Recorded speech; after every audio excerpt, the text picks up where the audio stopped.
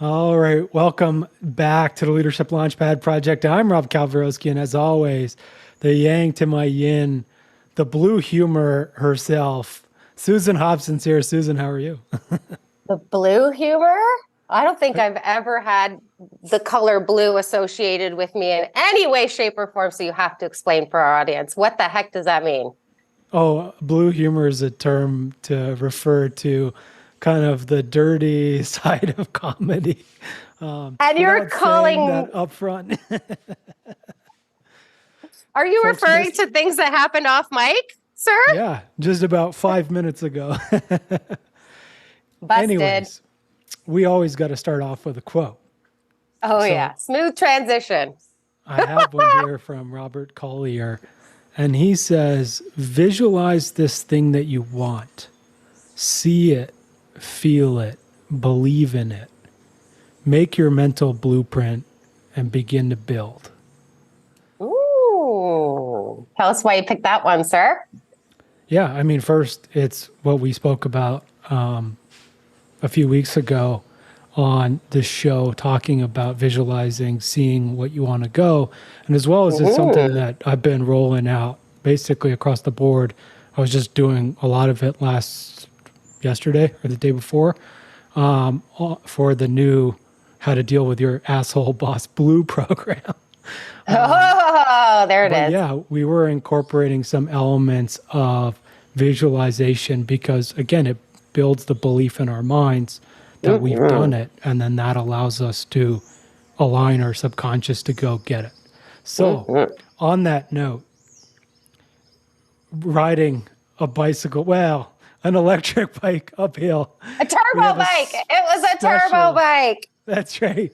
A special guest with us today, Chana Ross, who's the physiotherapist and clinical director at Vital Physiotherapy and Wellness. And if you want to check them out, vitalphysiotherapy.com. Chana, how are you? Oh, yeah. Hi. Thanks for having me.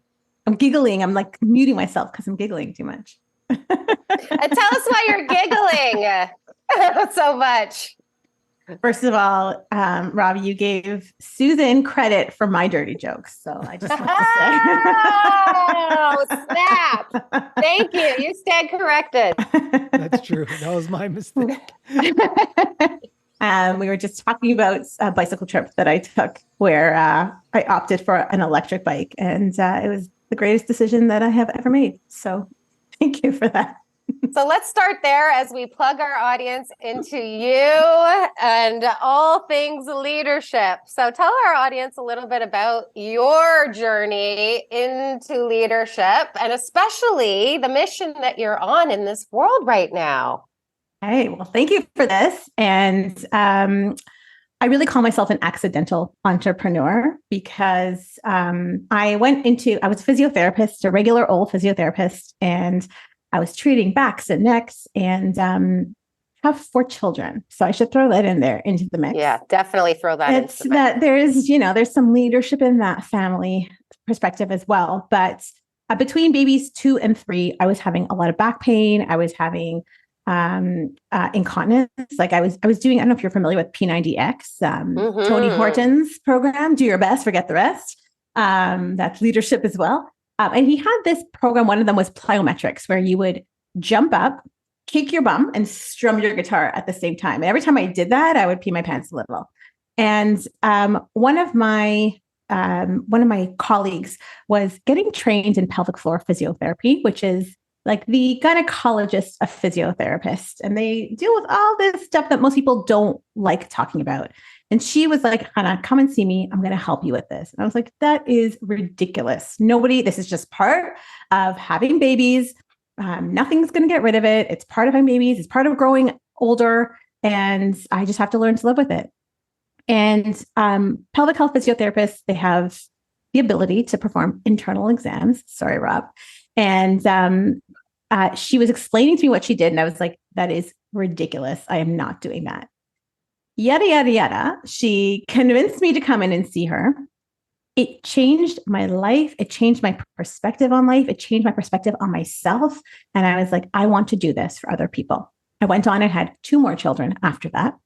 And I got trained as a pelvic floor physio, and I just felt so passionately about my own personal experience with how lesser than I felt when I was experiencing these symptoms. Like I just did not feel at home in my body. I felt like everybody else had figured out something that I had not. There was something deeply wrong with me. And I knew now that that wasn't true. And I was on a mission to go and support other people so that they never felt that way. And so I just started talking about it with everybody. And people were like, "You're doing what?" I bought a massage table. I threw it in the back of my car. I was traveling to people's homes. And slowly but surely, I grew that business to a point where I had a significant amount of road rage, and I could not accommodate all the people that needed help, because most women who have had babies are hiding this deep secret as well. They really think that everybody else has figured something else out. It's a secret that everybody else knows about, and they're the only ones who are not doing it right. And as I grew this business, I had to go and rent some space so that I wasn't wasting time traveling from place to place. I hired somebody because I was like, well, we need to help more people. So I hired my first person. And then I realized we needed more help. So I hired more people. We moved into this space. And all of a sudden, I was this leader of this team, of this business. And all I wanted to do was help women with their pelvic health issues. And I really quickly recognized I had no freaking clue what I was doing when it came to leading a team. I just knew what to do about pelvic floor physio. And so I went on this deep dive into who do I need to be in order to lead a team? Who do I need to emulate? But also, what skills do I need to learn in order to properly lead? And it really didn't jive with me, this idea of like, I'm on top and everybody else is below, and I'm going to tell you what to do. What really resonated for me was, I'm on this mission, who's coming along with me? And so I wanted to bring people who saw that vision alongside me so that we can go and change the world one pelvic floor at a time. And that's what I do. And was all of this intuitive? Because like one of the things we look at a lot as a theme on this show, Hannah, is that we're really perplexed by this whole gap in leadership development and training. Like the average leader doesn't even get formal leadership development until the age of 42, which to us is like madness, like you're responsible for all these people. And so I have to ask, like for you, first of all, how old were you at that point? How many years into your business was this? And where did you go to acquire that intel? So I would say that I'm turning 40 this year, and this was in 2014. Woo-hoo! So like, it wasn't all that long ago. Yeah. It's like a decade, almost a decade. Yeah. And really I want to say that there's a certain amount that's intuitive. Like for me, there was this like sense of like, who am I to lead? But I was a deeper drive to go and create that change. So I think the why drove that mission. But I also just thought that everybody was like that. And that's not true. When we're dealing with people, you're dealing with a massive, diverse group of different desires, needs, motivations, and learning how to navigate that was the piece that for me required a lot of training. Understanding that holding people accountable wasn't something you do to them, but you do for them, helping them be successful versus telling them what to do, hiring so that people can really work together versus saying, I want to tell you what to do and you're just going to pick up what I'm putting down. I mean, I've been married for almost 19 years almost. I got married when I was like 4. And we had to learn similarly that nobody's a mind reader. So, and as a woman, like I was just really wanted to like take care of everything for everybody. And so learning how to actually ask for help, learning how to articulate what it is that I need, and not just hoping that people are going to understand and be resentful when they didn't. All of those things took time. They took coaching. They took so much training. Listen, we're all works in progresses, but understanding even how to create key performance indicators so that people could be successful, not to show them what they're not doing, but to say, hey, this is what this role is. Are you in for that? And then let's help you be more successful in every single one of those. All of that, there's massive mindset, and then there is some strategy. But it's been an ongoing learning experience for sure. I'd love to dig in on the mindset piece. I knew he would. How do you get to, I don't necessarily deserve to lead people, or kind of this version of imposter syndrome, to holding people accountable to their roles? And like, what does that look like for folks out there that are trying to pivot from, hey, I'm an individual contributor who's really good at my job, to now I'm a team lead or CEO or founder? Yeah. Well, I think there's a couple of pieces. One of them is keeping that big why at the forefront of your mind. Because if you're mission driven, then the goal is to help as many people as you can. I'm also a cog in that wheel, but also I also count. So there's really a fine balance between valuing myself and also valuing the mission enough to say, who's coming with me? It's being okay with having really hard conversations. I used to really, there's a lot of people pleasing that we have to get through, and that people pleasing can show up as never wanting to have a conversation because you don't want to hurt people's feelings. But if you're not hurting people, you can approach it from a place of, here's what I need, here's where we are, how can we work together, versus you are doing something wrong. But those conversations I don't think are helpful and useful. But saying like, hey, here's where we are, here's where we need to be, how do we get there together? Those are conversations that are productive. They're not always comfortable, but discomfort used to signal to me that something was wrong. And now I look at that as a growth opportunity. I have a mentor, and she likes to say that everything that you want in life is on the other side of discomfort. And I'm like, oh, that's so comfortable, but probably very true. That's how you know you're growing. Glass every morning. Oh my goodness. But it's starting to learn what those like nervous system signals are, and interpreting them in a way that is growth oriented versus looking at it from a place of like, there is a right way and a wrong way to be, right? It's the fixed versus growth mindset. So I used to think this is how somebody leads, and that there must be a formula, and I have to figure out that formula. And where I've come to and where I continue to learn is it's me in this role. So who am I as a leader, and what's my secret sauce for this magical group of people that I work with? Ooh, answer that question. Yeah. Who are you as a leader, and what is you walked right into it. I had to. And what is that special secret sauce that you bring to the table? What do I think my secret sauce is? Yes. My secret sauce is that I can usually see the fire within the person in front of me that they can't see for themselves. And so I get to reflect that for them. So like in this context, the fire would be the potential? Mm-hmm. Mm-hmm. I love that. Yeah, that's how you know you were born to lead, right? That's, I think, Brene Brown's favorite definition of leadership, right? Which is it's all about awakening the potential in others. Yes. Yes. So when it comes to awakening the potential in others and leadership itself, I know one of the things that we did talk about off mic that you're very passionate about riffing on is the differences between masculine and feminine leadership. Yes.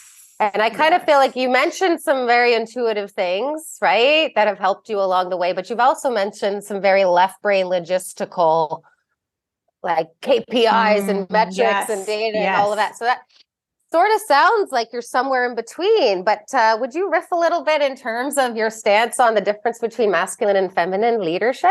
Yeah, listen, I will start off by saying that even when I started my business, I really didn't have a lot of feminine leaders to look at. And so I can relate to that. Yeah, at the beginning of that growth opportunity, we'll call it, I was reading a lot of personal development written by men, and I don't think that it's men versus women. It is. I think of it as feminine versus masculine. And if, like, at any point in time you put me into a room, I could always be the hardest worker in the room. You want somebody who's going to push and force and work. That's me. I will do that. And I really quickly learned that can only take me so far. It doesn't work to grow a business when you are exhausted and you don't physically or emotionally have the time to do the things you need to do, because you're always working in the business.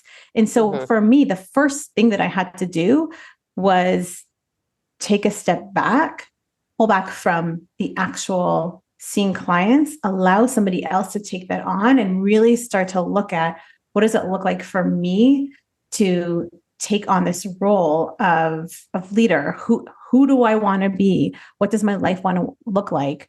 Who do I want to step into? And I know, like, they're really big picture questions, and it took me a while to really think about it. And that's an evolving answer as well.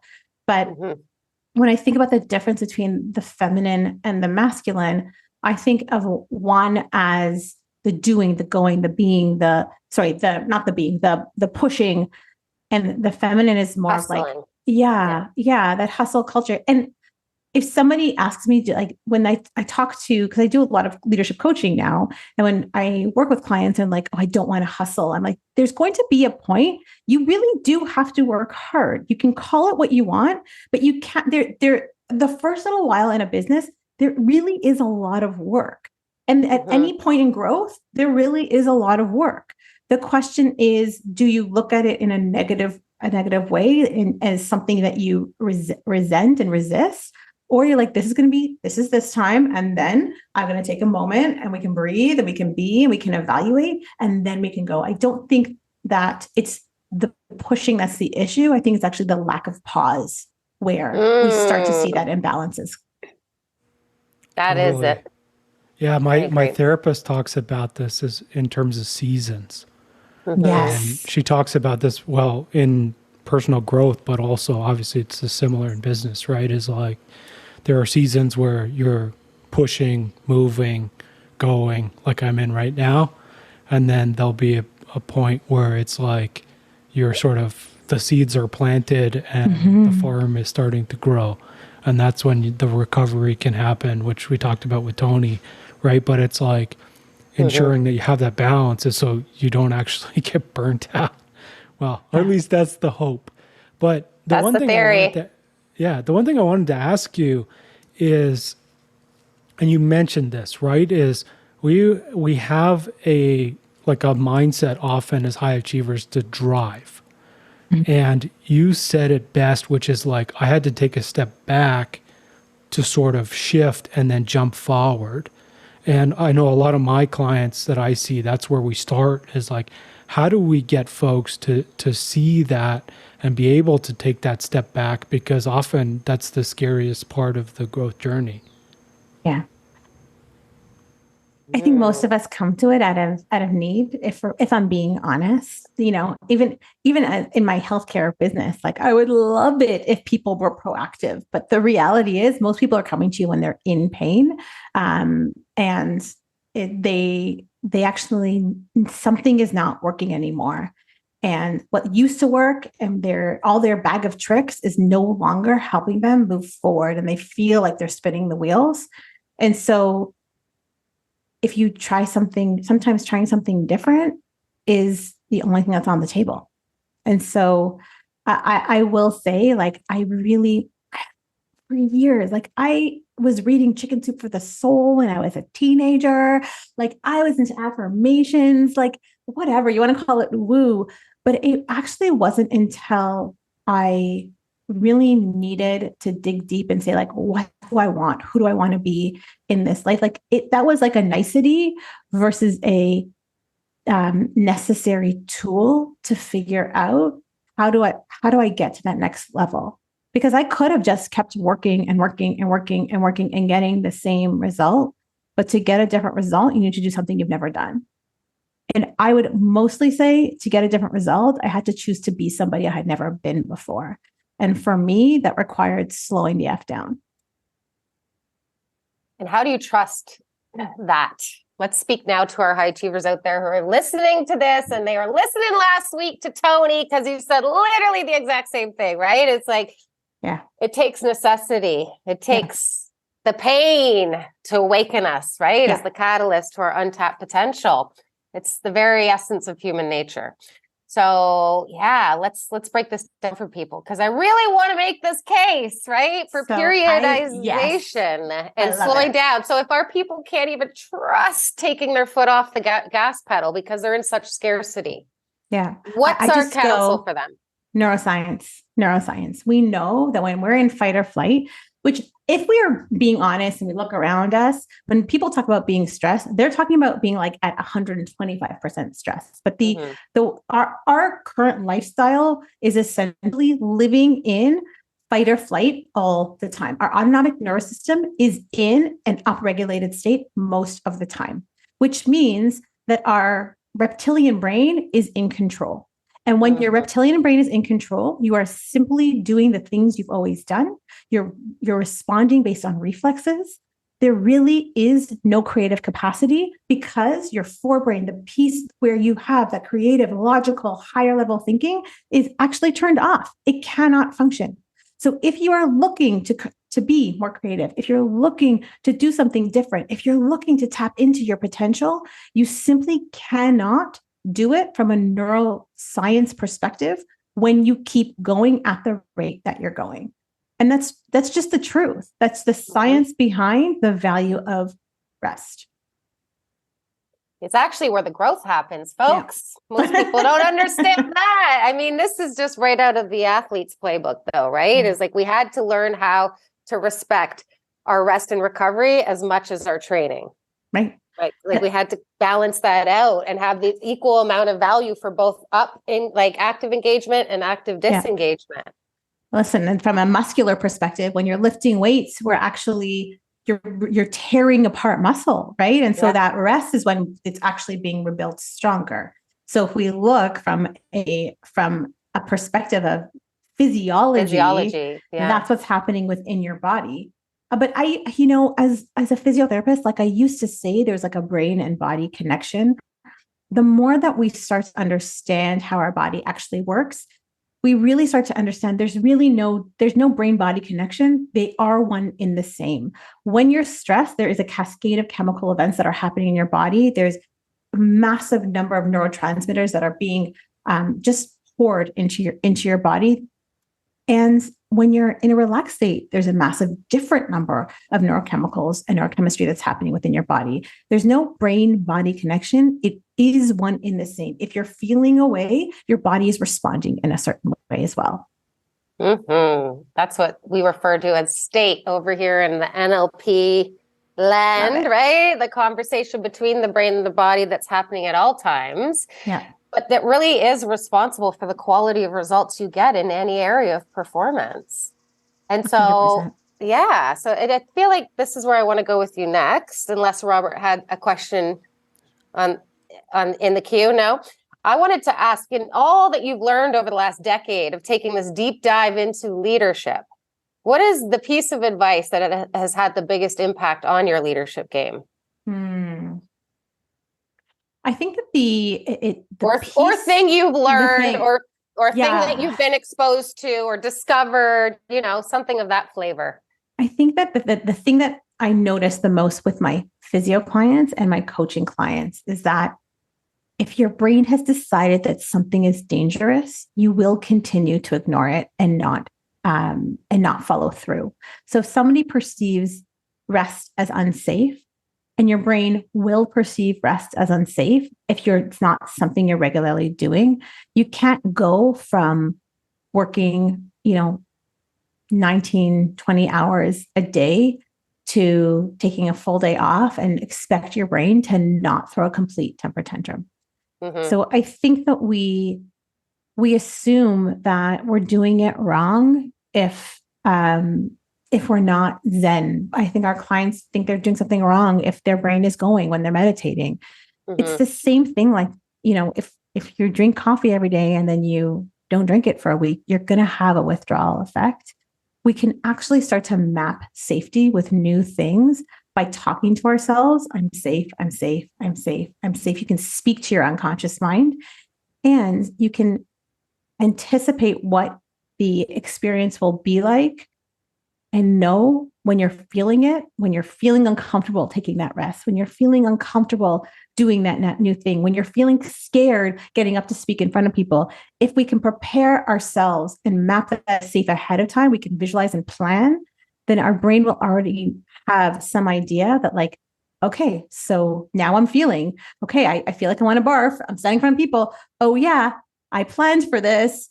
And I also knew that I was going to feel like I was going to barf. And then I kicked ass on that when I did that talk. Or I took today off. I knew that I would feel every moment like I just wanted to go back to my computer. And I knew that this was going to happen. So that's okay. And we have to start to create space for feeling everything, and also knowing that all feelings are safe. And last little thing to add to the mix, because this is something you and I talked about off camera that I know you're also very passionate about, is this last piece around telling yourself that it's okay.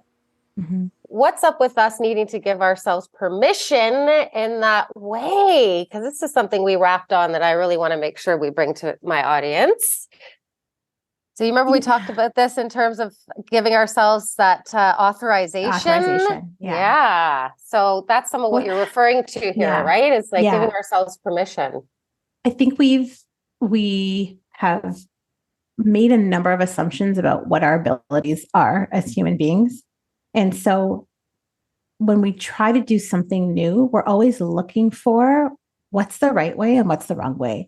We've really been trained in this fixed mindset where, like, we went to school, you studied for the exam, you got all the answers, and you checked all those boxes.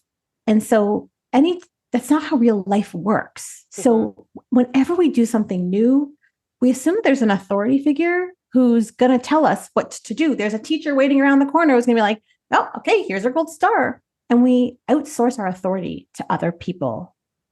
And one of the best ways to actually step into your leadership is to, like, look around and be like, okay, so, I'm in charge here. Okay, so I'm supposed to make these decisions. That feels really uncomfortable. I even think about parenting. There's, like, Facebook groups for, like, how do I put my kid to sleep? How do I swaddle my baby? How do I, like, these are things that, like, people just figured out before. But we assume that there must be a proper way to do it. And the second assumption to that is that we don't know what that is, as opposed to trusting ourselves and trusting that we can figure it out. And so the best thing, the most important thing that I see with my clients and that I see with myself is actually stepping into that authority and stopping to outsource the answers and your own personal authority to other people. Love it. Yeah, so, like, let's talk about this in IFS terms, because that's how we're going to go, right? This is where we start to access self, and we start to allow protectors to take a break or switch roles, right? So when you're saying to yourself, hey, it's okay to take a break, you're not technically speaking to you as true self. You're talking to a protector that's like, hey, you better work harder because your self-worth or your acceptance or your belonging is tied to this. And, like, literally I had that same thing where for me, rest was like my body would start to get anxious and like I would have like a panic attack. Yeah. And then it would always end up with like, not safe. I better get not back safe. at it. No. Right. And it's these elements that we have. Right. And then the other side of it is because these protectors were formed when you're a child, they think you're a child. And so that's why when you start to access self and you start to be like, hey, I'm an adult now, you can chill out. Yeah. As one of my clients says, he says, you can take a chill pill, right? And it's like, this is where you can start leading the system and you can become that self-leader, which is the person who makes decisions because that's what you do, right? And that self-authorization piece is something that it takes a while to get to. And then just for folks out there, if you're new to it, there's a tendency to overcompensate. And so there's this element of like, basically anyone says anything to you, you're like, no. I'm the authority now. My 4-year-old does that too, by the way. Yeah. Yeah. Yeah. But Totally. you'll return to homeostasis. So it's okay. I was talking to somebody this week as well, and we were talking about rest and this idea of being lazy, that so many of us who are high achievers associate rest with being lazy. And so we were talking about like, what's the big fear of actually slowing down? Like one of my first coaches, my homework for about 4 weeks was to go for a single walk for 30 minutes every week. And that was really, really hard for me because I felt like I was doing nothing and I was being lazy. And so we were talking about how, you know, there might actually be a rebound effect. So our brain is like, if you take a break, you're just going to like be a sloth and do nothing. And if you've never taken a break before and your system isn't used to that, there might be a little bit of that rebound where you're like, yeah, you might be a sloth for a couple of days, but you're generally somebody who's going to get stuff done. So once you get over that like rebound of like, I've never rested before, I'm going to take all the rest of the world. Yeah. Then you get to it and you can start to find that Balance. homeostasis again. Yeah. Yeah, I think totally. And that's the other side of it, right? And well, one other thing I just want to mention, right, is sometimes your system will not trust you. And so a lot of if you're times, someone, if you're someone who's like, hey, I've never taken a break, it's going to take some trust building internally to allow your protectors to be like, okay, I can take a break, right? Yeah. And we call that mapping safety. Yeah, that's part that's important. Good. And then the other side of it is totally, and if you've been running full steam, like sometimes it can take an ungodly amount of time to rest for burnout. Like it's like 4 months to 6 months. And so just be aware. Yeah. Which is why we love to be proactive. Exactly. Baby steps are best. Before we let you go, we have to ask you our favorite question of them all. This is the big gun, so buckle your seatbelt. With all this amazing work that you're doing in the leadership realm, what do you want the legacy of this to be for you? I'm just hoping that I specifically work with women, no shade to anybody else, but I'm hoping that more women will start to see themselves for the fire that they are and start to step out into the world and take steps to make a massive, massive impact. And the more that we start to get that feminine energy going, I think the more balanced our worlds will be, and the more healed our worlds will be. We need some help. That. Mic drop. Full circle moment, right back to the fire where we started. Love it. We started with the biking, but We'll find our way back to that at the very last. Watch. Yeah, absolutely. Robert, take it away, sir. So for folks out there, obviously, please hit subscribe to Leadership Launchpad Project on your favorite podcast platform. And for all things leadership development, mindset coaching, head on over to elitehighperformance.com. For Hannah, we've dropped your LinkedIn in the podcast notes. Also, I've dropped in vitalphysiotherapy.com in the podcast notes. Is there anywhere else you want folks to find you? Sure. They can find me at chanaross.com. That's spelled CHANAROSS.com. And that links back to Vital as well. Perfect. And yeah. Susan, any words you'd like to leave with our audience today? I just want to say to all of our turbocharged high achievers out there, hopefully we've made the case. You speed up by slowing down, y'all. That's right. You heard it here. Neuroscience backed. This is where we want our people to be. We just want you to play with this very notion of rest this week. We want you to play with what it is that we're suggesting might be the best strategy of them all in terms of getting out into the world on your leadership mission and playing your biggest impact game. Let's play with that rest and recovery, folks. I feel like we made a really good case for that today.